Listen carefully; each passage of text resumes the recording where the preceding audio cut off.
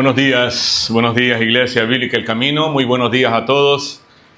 Esta mañana vamos a continuar estudiando y meditando en el Evangelio de Juan.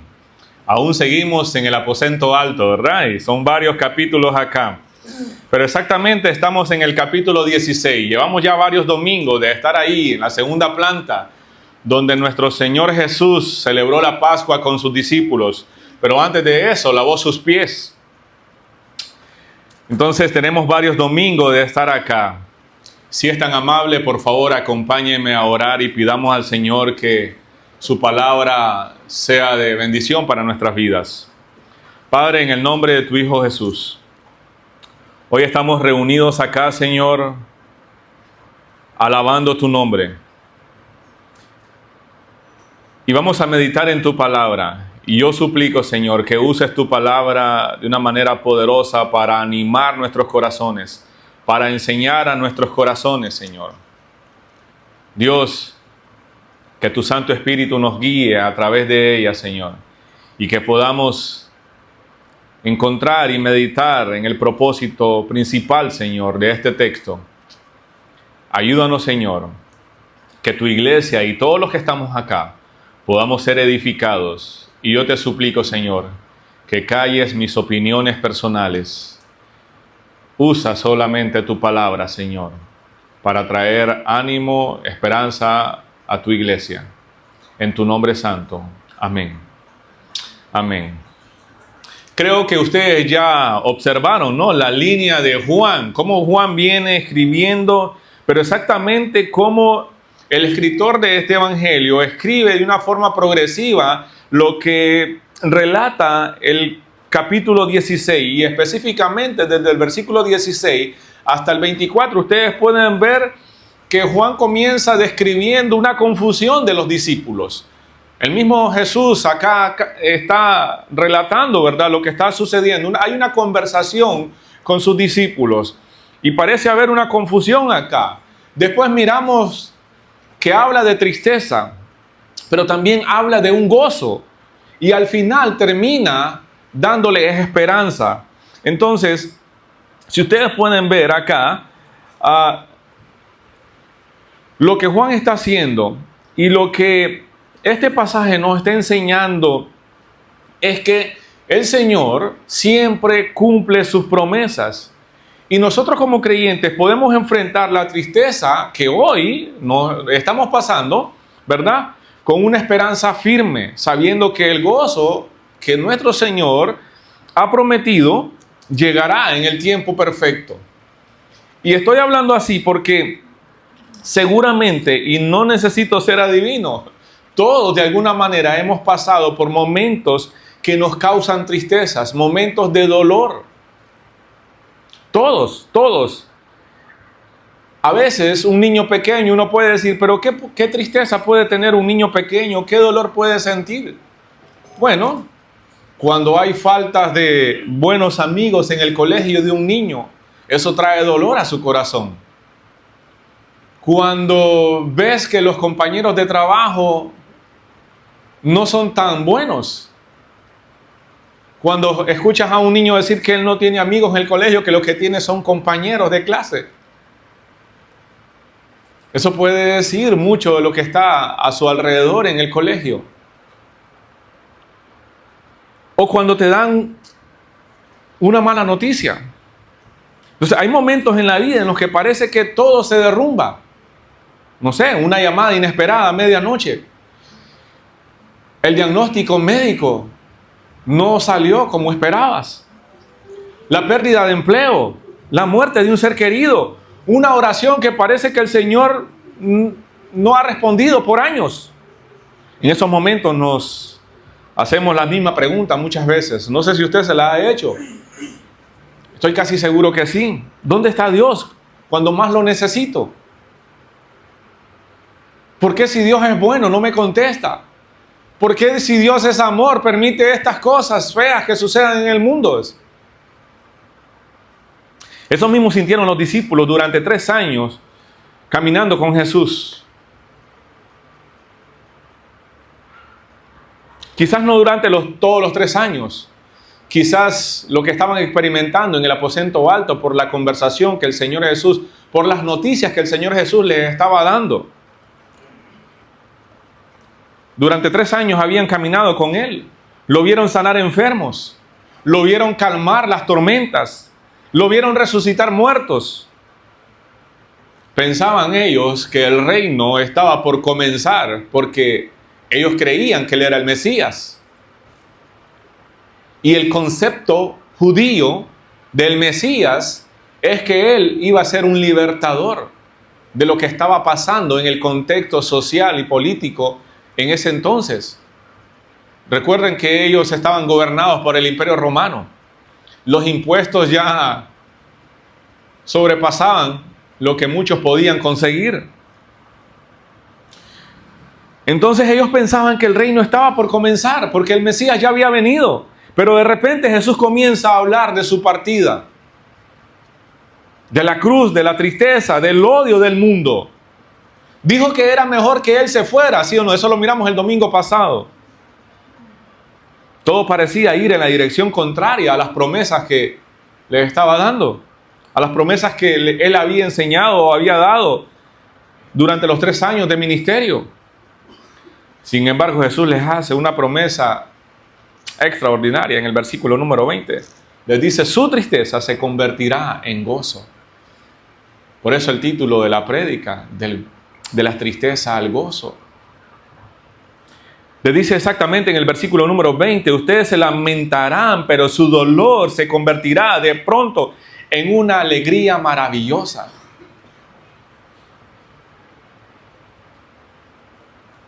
Quizás tu vida como joven parecida, o tu juventud es parecida a la mía. Bueno, cuando yo era joven, ¿verdad? Quizás no es la juventud que deseas vivir. Quizás te tocó vivir una vida dura, donde papá y mamá no están juntos, donde uno de los padres sufre de algún tipo de adicción, donde uno de los padres no es tan amoroso, más bien es abusivo. Quizás tus padres te dejaron acá y te hicieron una promesa que nunca te iba a faltar nada e emigraron.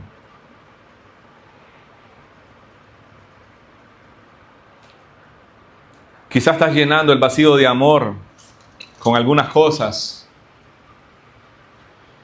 materiales.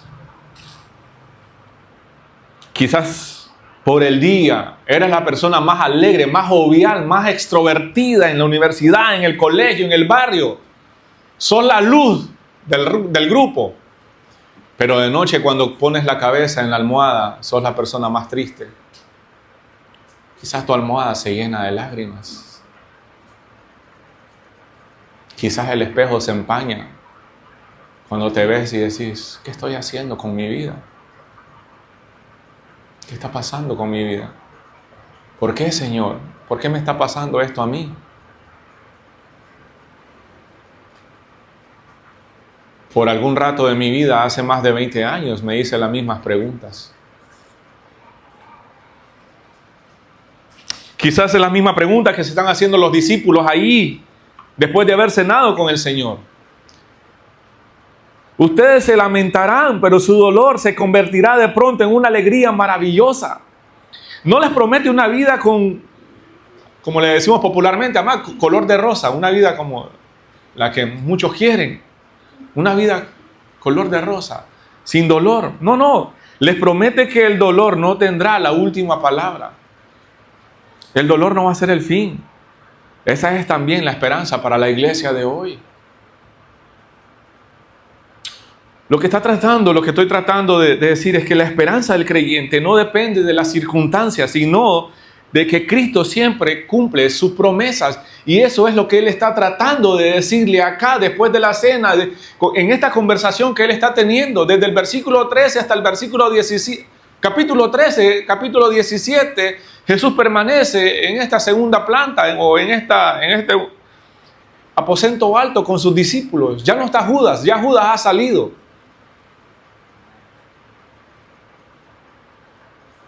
Mire lo que hace el Señor. Mire lo que hace el Señor para fortalecer el corazón de sus discípulos. Él les revela 4 verdades que tienen sentido para nosotros hoy en día también. Por supuesto que sí. Leamos el versículo 16 al 18. Mira lo que dice. Dentro de poco ya no me verán más, pero tiempo después me verán un poco. Algunos de los discípulos se preguntaron unos a otros, ¿a qué se refiere cuando dice dentro de poco no me verán, pero luego me verán y voy al Padre? En otras traducciones habla de dentro de poco no me verán, pero dentro de poco sí me verán. Hay un juego de palabras ahí. Voy al Padre. ¿Qué quieres decir con esto dentro de poco? No lo entendemos, dice. Bueno, miremos la primera verdad de esta mañana. Aun cuando no entendemos todo el plan de Dios, sí podemos confiar en sus promesas.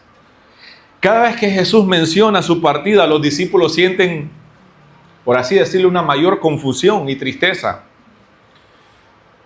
Por eso Juan 16:6 dice, se entristecen por lo que les he dicho. Y este pasaje del capítulo 16, desde el versículo 16 hasta el 24, responde precisamente a esa tristeza del que está hablando en el versículo 6. Se entristecen por lo que les he dicho. O sea, los discípulos no comprendían todo lo que el Señor le estaba diciendo. No. Pero la verdad es que Cristo no dependía de que ellos entendieran. La verdad no depende de eso. No depende si yo la entiendo o no la entiendo. La verdad no depende de mi comprensión. La verdad es la verdad y punto. A veces necesitamos esforzarnos por comprender, entender y creer la verdad. Pero el que yo comprenda o el que yo crea la verdad no afecta la esencia de la verdad. Y aquí la verdad es que el Señor está prometiendo algo que Él les va a dar gozo, que esa tristeza que ellos están sintiendo en ese momento pronto se va a convertir en un tipo de gozo que muchos pocos van a comprender. Entonces, usted puede ver ahí que los discípulos no comprendían todo lo que el Señor les estaba diciendo. El versículo 16 dice que dentro de poco no lo verán, pero dentro de poco sí lo van a volver a ver. Aquí la perspectiva de los discípulos es limitada, pero la perspectiva de Cristo es perfecta. Ellos solo miraban la cruz, porque Jesús ya le había revelado, no. Pero Jesús estaba mirando la resurrección. ¿Sí? El Señor les está señalando o enseñando a sus discípulos que Dios sigue siendo fiel. Está tratando de enseñarles que Él sigue siendo fiel. Aun cuando nosotros no podamos comprender lo que Él está haciendo. Y a veces en nuestra propia naturaleza quisiéramos entender todo lo que Dios está haciendo, ¿no? Pero usted y yo no somos llamados a entender todo. Tampoco es un llamado a firmar un cheque en blanco. Tampoco Dios nos llama a tener una fe ciega. No se trata de tener una fe ciega. Se trata de creer lo que Él ha dicho en su palabra. Punto.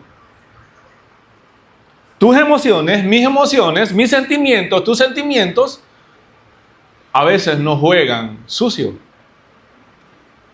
A veces nos hacen hacer, decir y creer cosas que no es la verdad. ¿Cuántas veces Dios ha estado obrando mientras nosotros pensamos que Él guarda silencio? ¿Cuántas veces Dios ha obrado en nuestras vidas y nosotros creemos que Dios está lejos o nos ha abandonado o que no nos escucha? Miren, 700 años de que esto sucediera, 700 años antes, ¿verdad? El profeta Isaías escribe, ¿verdad? El Señor le ha revelado acá a Isaías y le dice, mis pensamientos no son sus pensamientos, ni vuestros caminos son mis caminos, dijo el Señor, ¿verdad? Así como son más altos los cielos que la tierra, así son mis caminos más altos que sus caminos, y mis pensamientos más que sus pensamientos. Los discípulos no comprendían el anuncio que Jesús estaba dando de su muerte y resurrección. No comprendían eso. Del mismo modo, Isaías está enseñando que los caminos de Dios son mucho más altos, más incomprensibles que los nuestros. No podemos comprender los caminos completos del Señor. Entonces, lo que está tratando de enseñar acá el Señor es que la fe consiste en confiar en el carácter de Dios, aun cuando no entendemos sus planes. La fe consiste en confiar en el carácter de Dios, aun cuando no entendemos sus planes. Entonces, la fe no consiste en entender todo. Quisiéramos entender todo. Nuestra propia naturaleza pecaminosa, mire cómo es. Somos tan propensos a querer controlar todo, que queremos controlar incluso lo que no podemos comprender. Claro, queremos entender para poderlo controlar. Pero la fe no consiste en entender todo.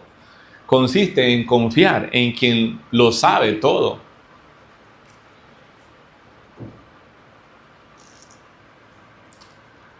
Mire cómo es. No sé si a usted le gusta ese tipo de pasatiempo. Algunas personas sí. Supongamos que tiene un amigo, te invita a su casa y te invita a armar te da una pieza, te da una pieza. Miras que es una pieza de un rompecabezas. Solo una pieza, una pequeña pieza. La pone en la mesa y esa sola pieza no tiene ningún sentido. No sabes todavía lo que está mostrando, revelando, o si esta pieza estuviera completa junto con las demás piezas, usted no sabría qué es. Pero cuando tu amigo abre una caja y saca las 999 piezas restantes y comienzan a ponerlas en su lugar, y de repente usted puede ver una hermosa imagen ahí, un hermoso paisaje. Eso nos pasa a nosotros. Nosotros solo miramos una pieza del rompecabezas. Dios ya mira todo, los mira todo armado. Nosotros solo estamos viendo un día. Nosotros solo estamos entendiendo una de 1000 cosas que el Señor está haciendo en nuestras vidas. Nosotros estamos orando por un trabajo y el Señor está pensando en qué tipo de trabajo darte. No sé si usted lo ha notado, pero suele pasar muchas veces. Oramos tanto por un trabajo y de repente la persona decide tomar el trabajo. Y el trabajo por el cual tanto oró termina siendo, en vez de bendición, termina siendo su maldición. Porque Satanás no tiene ningún problema para usar lo bueno de distraerte de lo correcto. ¿Ya? ¿Querías eso? Ahí está. Y terminas distrayéndote de todos tus deberes espirituales delante del Señor. Entonces la fe no consiste en entender todo. La fe verdadera consiste en confiar en quien lo sabe todo. ¿Sí? Pero la confusión de estos discípulos pronto, a esta confusión se sumaría algo mucho más doloroso. Mire qué interesante. Llegaría la tristeza también. Mire el versículo número 20.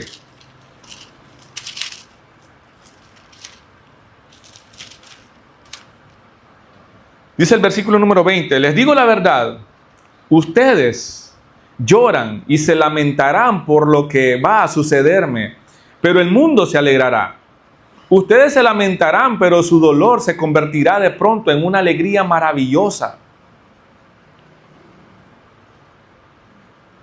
Será como una mujer que sufre dolor de parto, pero cuando nace su hijo, su angustia se transforma en alegría porque ha traído una nueva vida al mundo. Wow. Mire el 22. Así que ahora ustedes tienen tristeza, pero volveré a verlos. Entonces se alegrarán y nadie podrá robarles esa alegría. La tristeza del creyente es real, sí. Es real, pero tiene una fecha de vencimiento. O sea, hay un límite. Fuimos creados con sentimientos, con emociones, con razón. Tenemos la capacidad de comprender. Y por supuesto, a veces la tristeza nos causa dolor, nos causa frustración. Tenemos sentimientos reales. Entonces no podemos decir, esos son sentimientos tontos. No, la tristeza es real. Es real. No sé si usted se ha puesto a pensar, no quisiera tener sentimientos, dicen algunos, ¿verdad? No quisiera sentir este dolor. Imagínese, no sé si usted se ha puesto a preguntar, pero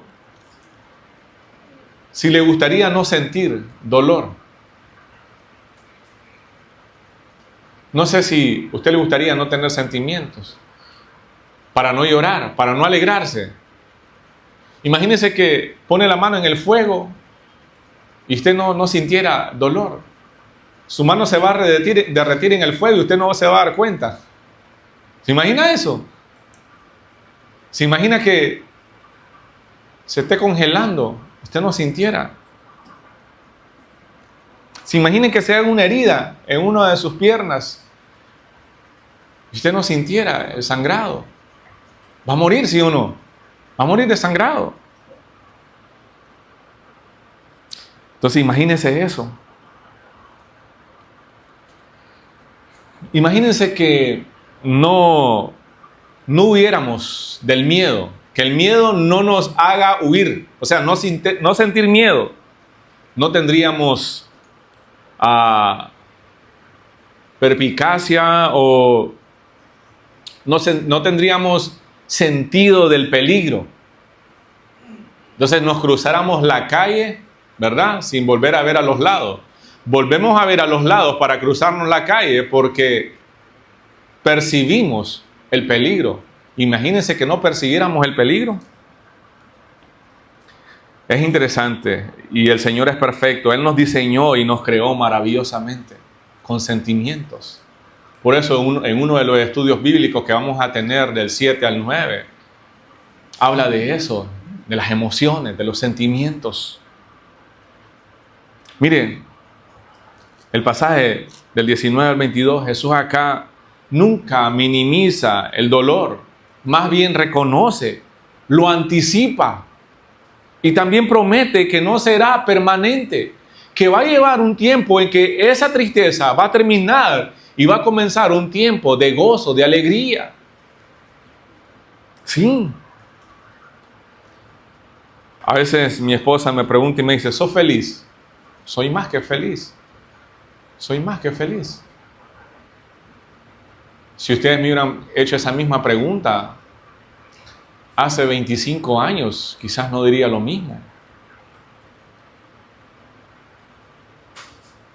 Algunos de ustedes conocen mi testimonio. Algunos de ustedes conocen una parte de mi niñez. La he compartido con la mayoría de ustedes. No fue fácil. Pero cuando el Señor me rescató, trajo el mayor gozo a mi corazón.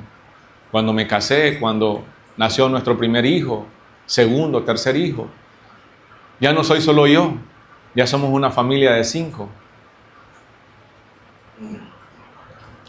Jesús nunca minimiza el dolor, lo reconoce, lo anticipa, pero también Él promete que no va a ser permanente. No sé el tipo de tristeza o sufrimiento que usted está viviendo en este momento, pero yo puedo decirle con la certeza que la palabra de Dios enseña que ese dolor, ese sufrimiento tiene una fecha de caducidad, tiene una fecha de vencimiento. No va a ser para siempre. No va a ser para siempre. Ellos iban a sufrir de dolor profundo, iban a sufrir de duelo, aflicción. Los discípulos iban a llorar, dice el texto. Los discípulos iban a llorar, pero el mundo lo iba a celebrar, dice. Interesante, ¿no? Todo parecía perdido, pero solo por un momento. Después del viernes, todo esto que estamos leyendo está sucediendo un jueves. El viernes se acercaba, pero después, un poco más cerca, iba a estar el domingo. Y ustedes saben lo que pasa el domingo, ¿sí o no? Eso es lo que enseña el Salmo 35. Por la noche durará el llanto y por la mañana vendrá el gozo, la alegría. Entonces este versículo resume perfectamente lo que el Señor está enseñando acá. El sufrimiento es real, pero no es permanente. Así es como el llanto da paso al gozo. La tristeza de los discípulos sería transformada por la resurrección de Cristo.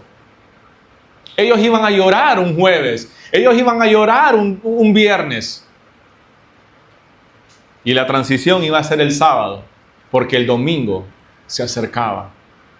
Por eso nosotros como iglesia, por eso la iglesia primitiva se reunía los domingos. ¿Por qué? A celebrar la resurrección de Cristo.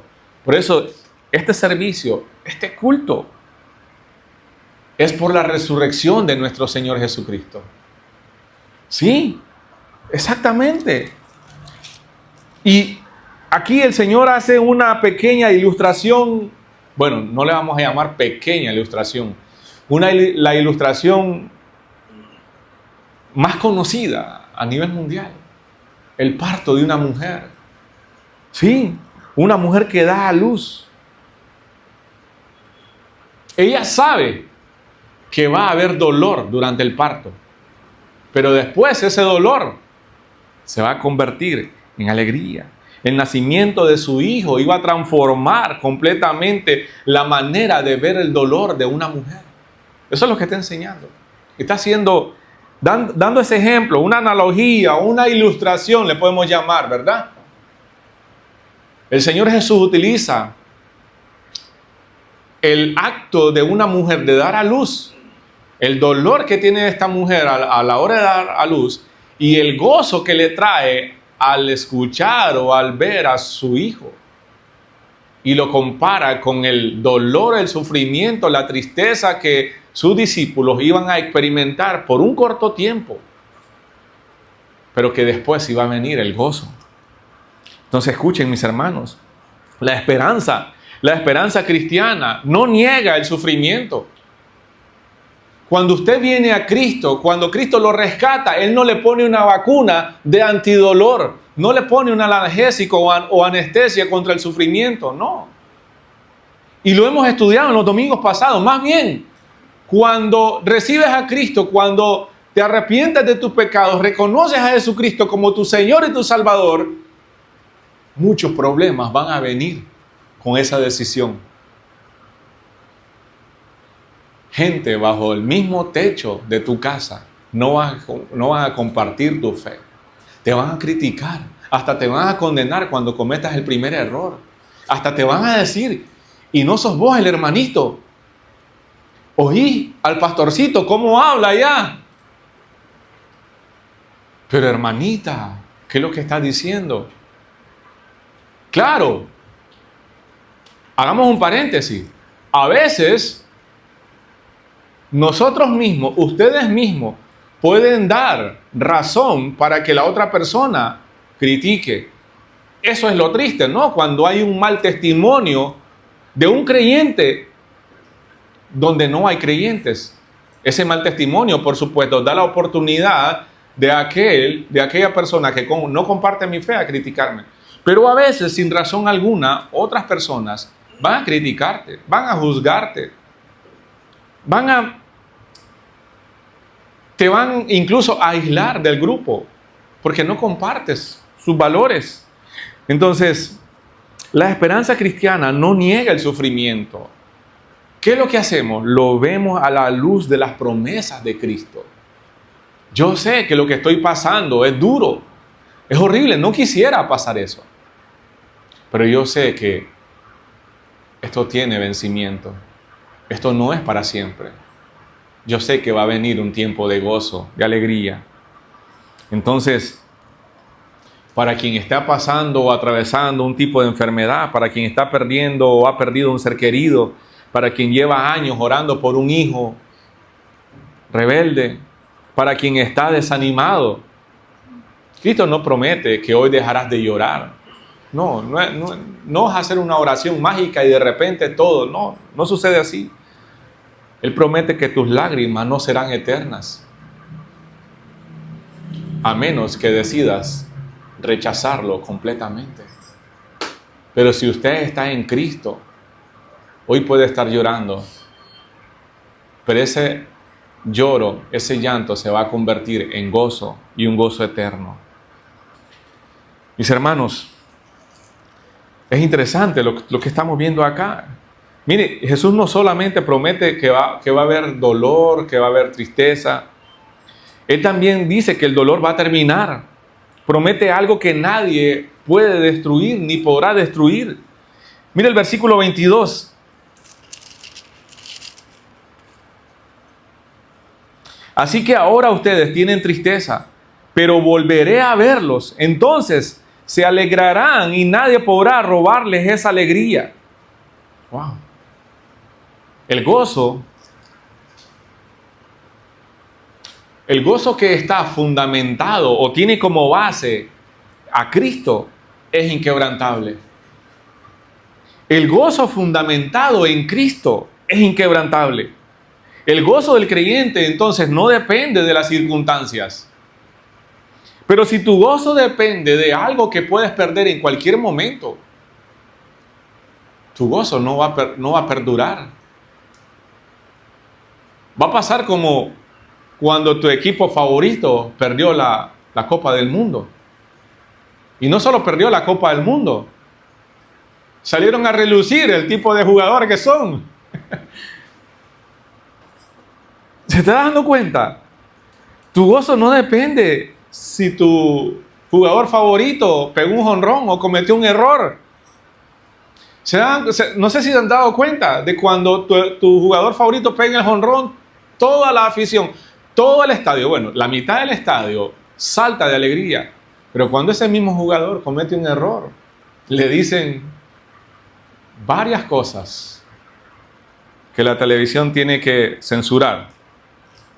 Entonces, el tipo de gozo del que habla este pasaje no es un gozo circunstancial, es un gozo espiritual, un gozo permanente, un gozo que nace de la resurrección de Cristo, porque la resurrección de Cristo es la primera evidencia de que Jesús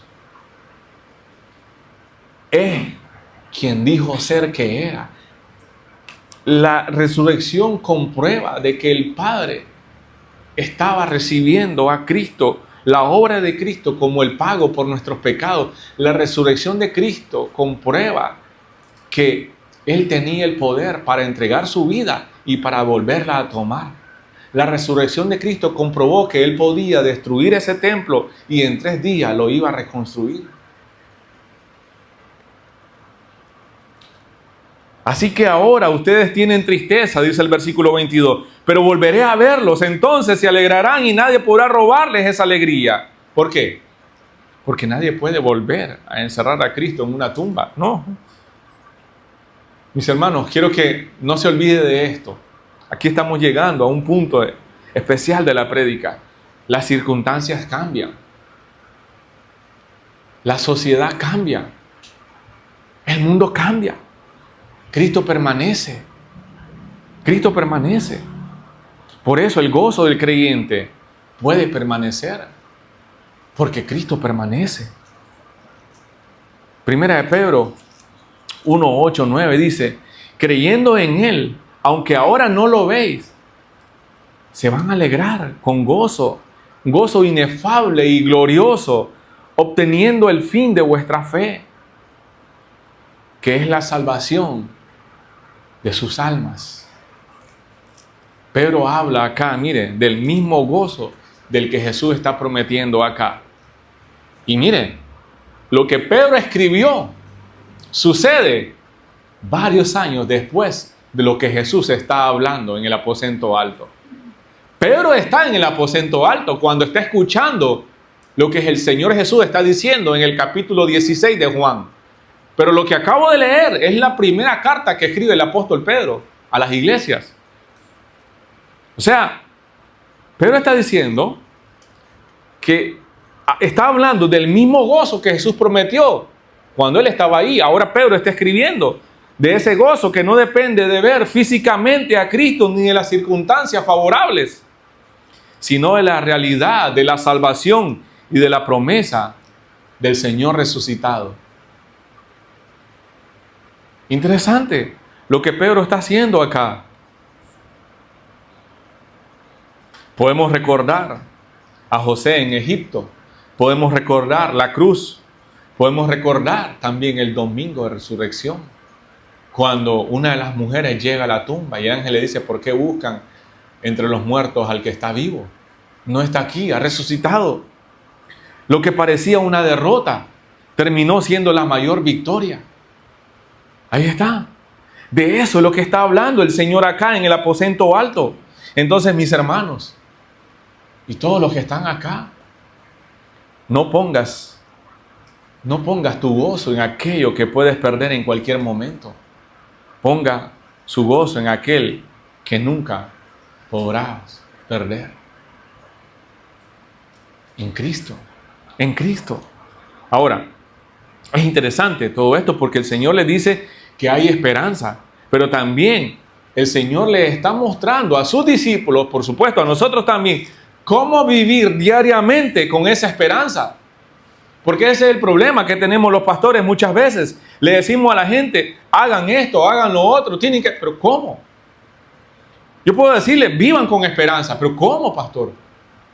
¿Cómo se practica la esperanza diariamente? Escuche lo que dice el versículo 23 y 24 entonces. Ese día no necesitarán pedirme nada. Les digo la verdad. Le pedirán directamente al Padre y Él les concederá la petición porque piden en mi nombre. No lo han hecho antes. Pidan en mi nombre y recibirán y tendrán alegría en abundancia.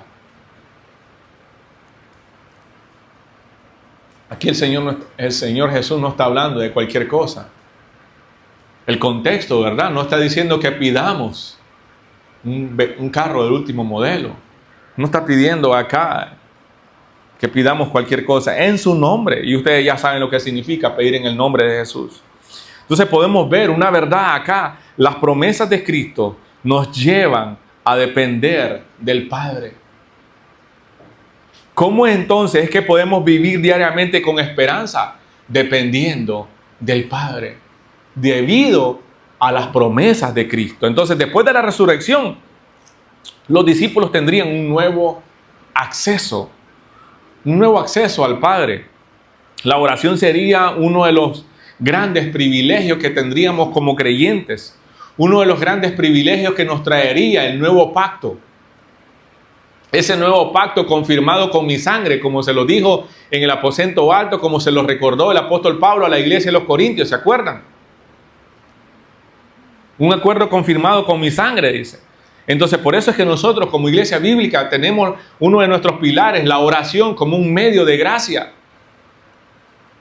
Creemos en la palabra de Dios como la máxima autoridad en cuestión de fe y de práctica. Creemos en la oración como un medio de gracia. Creemos en la adoración, una adoración vertical. No cantamos lo que queremos simplemente. No decimos, no, le cantamos al Señor. Adoración vertical. Y creemos en una predicación sin disculpas. Predicamos lo que el Señor dice en su palabra, lo que Él enseña. Yo no predico acá para caerle bien a usted. Yo predico acá lo que la palabra de Dios enseña. Y si nos va a corregir, si nos va a mostrar pecados que estamos practicando, pues eso va a ser de bendición porque vamos a tener la oportunidad de arrepentirnos. Pero lo que el Señor Jesús está enseñando acá en el aposento alto es tratando de preparando a sus discípulos. ¿Recuerdan? Preparando a sus discípulos. Porque les dice, les advierte que va a haber tristeza. El mundo les va a odiar, los van a perseguir, les van a sacar de la sinagoga. Pero esa tristeza que van a tener va a ser por un corto tiempo. después va a venir un gozo. Y ese gozo ustedes pueden vivirlo diariamente cuando dependan del Padre. Ya no necesitan pedirme a mí, pidan en mi nombre al Padre, le dice. La oración es uno de los privilegios del nuevo pacto. Orar al Padre en el nombre de Jesús es pedir con dependencia. No orar con mis caprichos. Señor, yo no acepto un no, Señor. Aquí yo declaro, yo arrebato. Qué triste.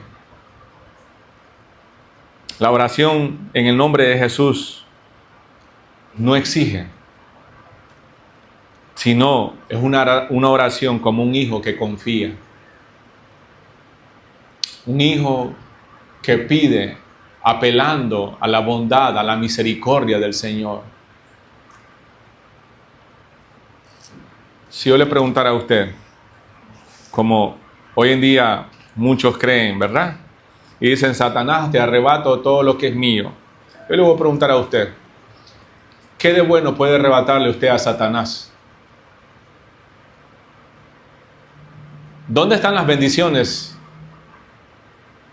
para los hijos de Dios? ¿Satanás las tiene o el Padre las tiene? La pregunta es obvia, ¿no? Lo bueno, todo lo bueno viene del Padre. Santiago. Entonces, mis hermanos, cuando usted ore al Padre en el nombre de Jesús, pida dependiendo de Él, no como quien exige, sino como alguien, como un hijo que confía. Entonces, la oración nace de la confianza en las promesas de Cristo. Oramos porque creemos y confiamos en las promesas de Cristo. Sí, entonces alguien que no ora, escuche bien, alguien que no ora es alguien que no cree y no confía en las promesas de Cristo. Y de repente alguien se levanta en las mañanas, Señor, te suplico que este día me vaya bien, que me bendigas, cuídame, protégeme, porque voy en carro, voy en moto. Usted ya sabe, Señor, todo lo que yo necesito. Amén. ¿Ustedes creen que esa es una oración que el Señor escuchará con agrado? Eso muestra arrogancia de usted, de mí, cuando oramos así. Eso es arrogancia.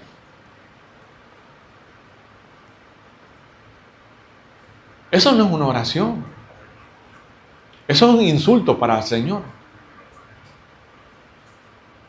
Así oran los incrédulos. ¿Sabía usted? Los incrédulos oran de esa manera. Los incrédulos oran pidiendo el favor del Señor. Señor, protégeme, Señor. Todos los beneficios del Señor. Nuestra oración debería de ser, Señor, ayúdame este día para que las circunstancias que vaya a vivir, quiero que sean favorables, Señor, pero si alguna circunstancia que no es tan favorable, que yo pueda honrarte, Señor, en medio de esa situación, que yo pueda glorificarte. Señor, dame las oportunidades para darte honra, Señor, este día.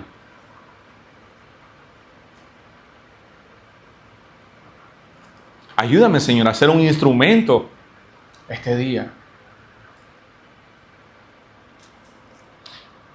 Entonces, mi hermano, anote esto, por favor. La esperanza crece cuando descansamos diariamente en la fidelidad del Padre. Ahí está. La esperanza crece cuando usted y yo descansamos diariamente en la fidelidad del Padre. Por eso el autor de Hebreos dice, acerquémonos pues. ¿Cómo? Confiadamente. ¿Dónde? Al trono de la gracia. ¿Y qué va a pasar ahí? Vamos a alcanzar, ¿qué? Misericordia. Y vamos a hallar gracia ahí. Gracia oportuna, gracia y socorro. Después de la obra de Cristo, entonces, los creyentes tenemos un acceso con confianza al Padre. Y el autor de Hebreos acá habla de esta misma verdad. Gracias, ¿a quién? Al sumo sacerdote. A Cristo podemos entonces acercarnos, ¿a quién? A Dios Padre. ¿Cómo? Con confianza, con dependencia. Y esa confianza y esa dependencia la tienen los hijos de Dios.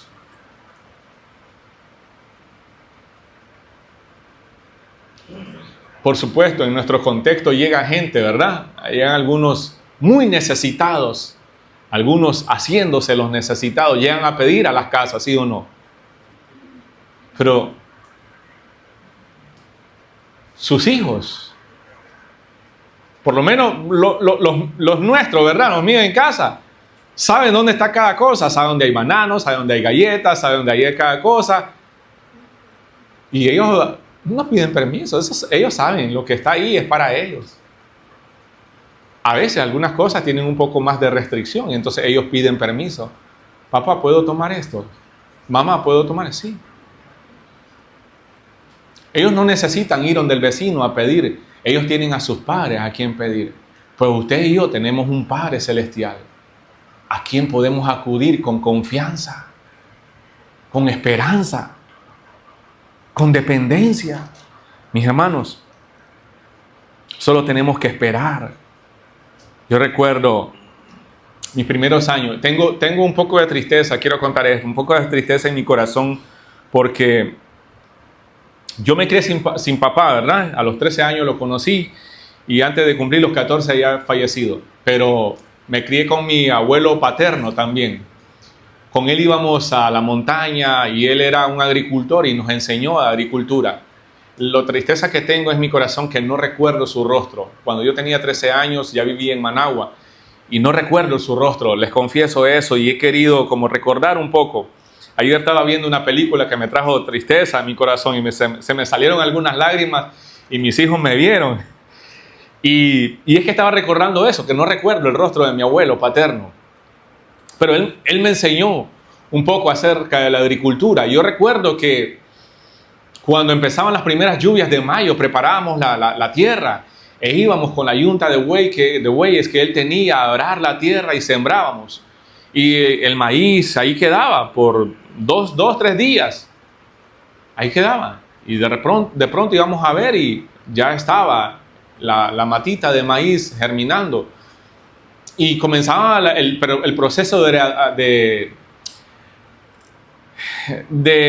cuido, ¿no?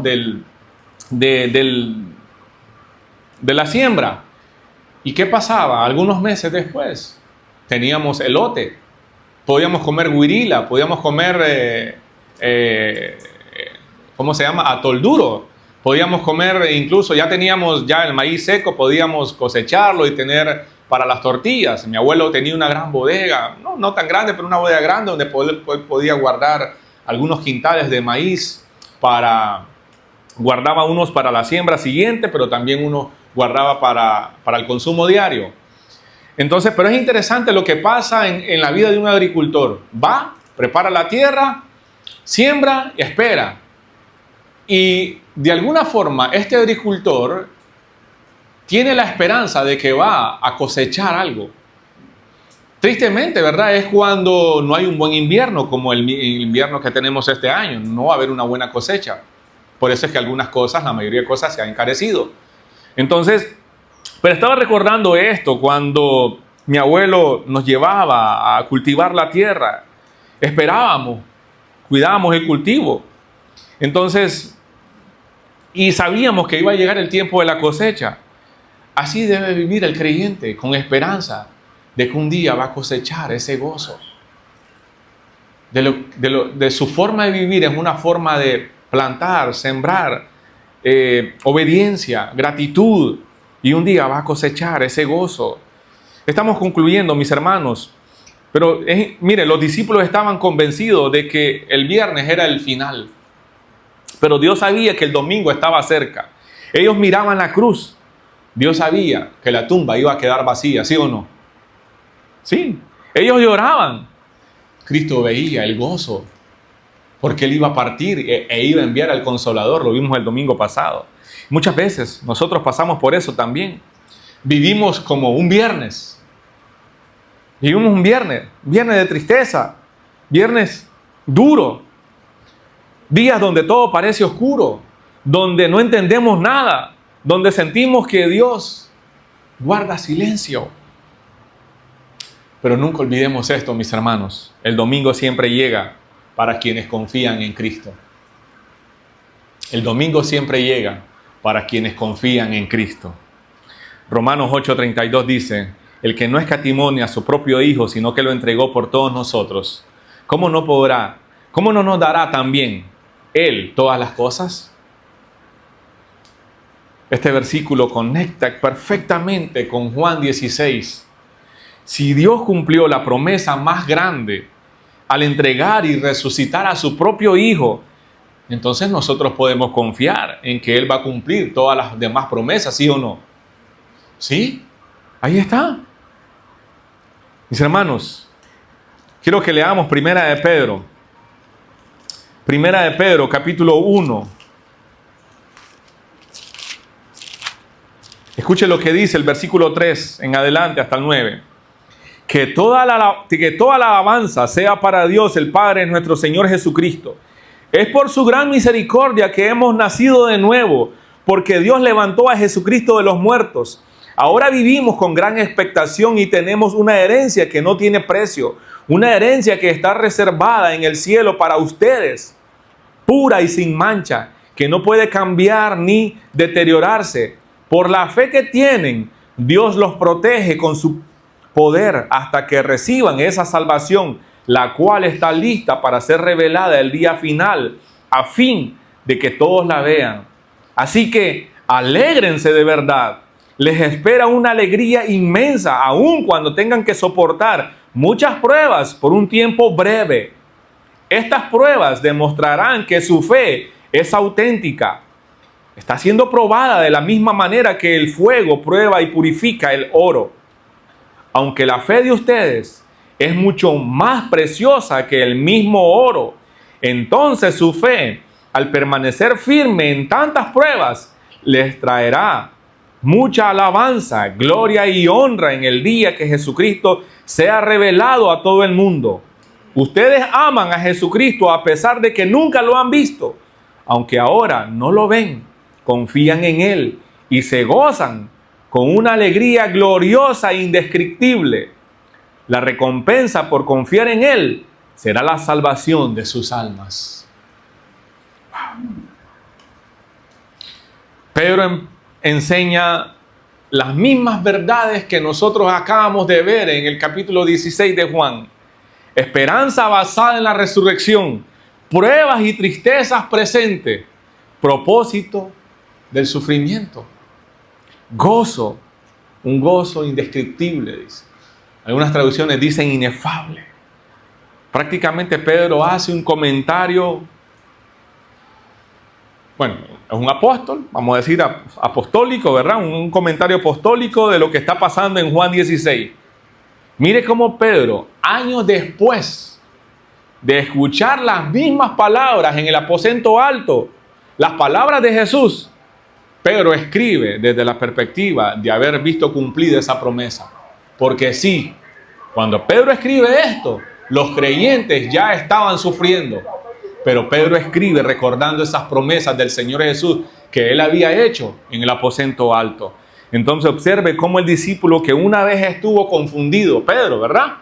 Confundido, ahí en el aposento alto. El Señor le dice, antes que cante el gallo 3 veces me vas a negar. Ahora ese mismo apóstol, ese mismo discípulo, está animando a otros creyentes, como a usted, como a mí. Está animando a los creyentes con la esperanza que Él mismo encontró en Cristo, en el Cristo resucitado. Estamos terminando, mi hermano, he terminado acá. La aplicación para nosotros, el fundamento de nuestra esperanza, no es que entendamos todos los caminos del Señor, no. El fundamento de nuestra esperanza es que conocemos al Dios que dirige esos caminos. ¿Se da cuenta? Oremos. Señor, gracias por tu palabra, Señor. Gracias, Señor, por ser el fundamento de nuestra esperanza.